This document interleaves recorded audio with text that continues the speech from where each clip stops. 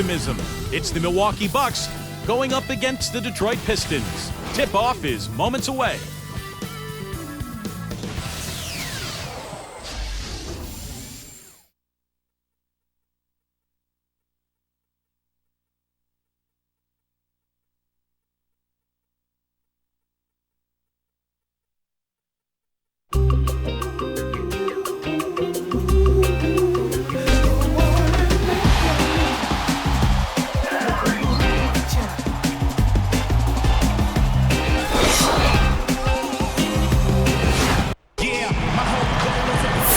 We're in a place they call the Palace of Auburn Hills, outside Detroit, the home of the Pistons.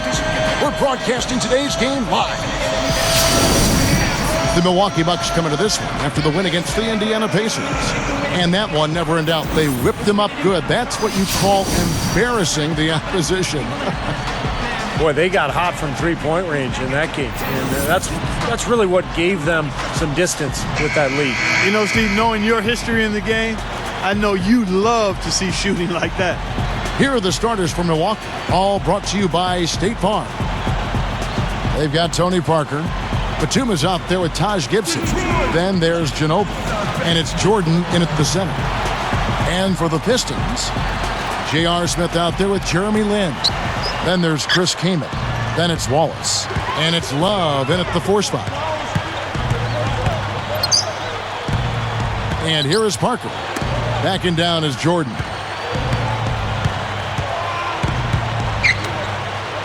Shot clock at 6.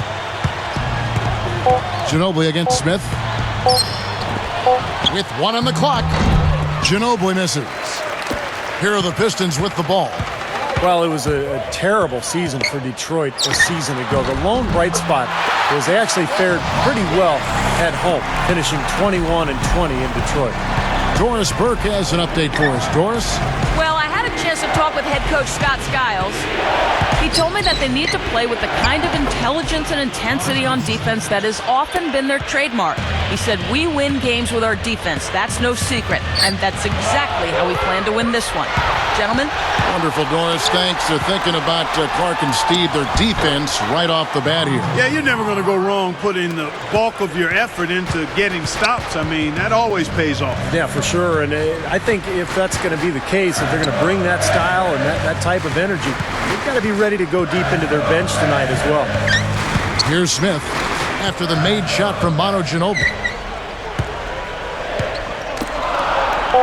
Here is Lynn, covered by Parker. That's good. Well, for the Pistons, as you said, Steve, even just finishing with those 21 wins, you know, Clark is something to build upon. Yeah, it is something to build upon. And when you've got a team that's in transition, that's in limbo phase right now, you've got to try to hang your hat on some of those positive things. And the better than 500 record at home is certainly one of those. And you always start when you're building a team and a culture and identity is let's take care of the home court. And here are the Pistons now, following the bucket by the Bucks. Here's Kaman. Tries again. And he was fouled on the way up. 2 free throws now for him. Well, that should be a rule. No layups. Protect the paint. Make them earn every point. Yeah, I think that's just tough, hard-nosed, smash-mouth basketball. Make your opponent earn their points from the line. Don't give up any layups.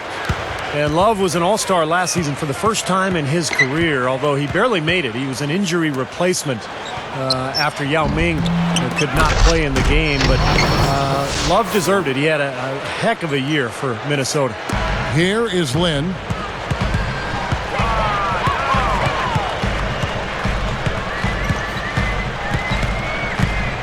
Wallace outside. And Love backs in. Pass to Kaman. They're moving it around. And Gibson sends it back. 4 on the clock. A second chance effort. With the clock winding down. And finished off by Kaman. And it's all knotted up. That was his rebound all the way, no doubt about it. And Clark, once he got it, he knew exactly what to do with it. Yep, take it up strong and throw it down hard.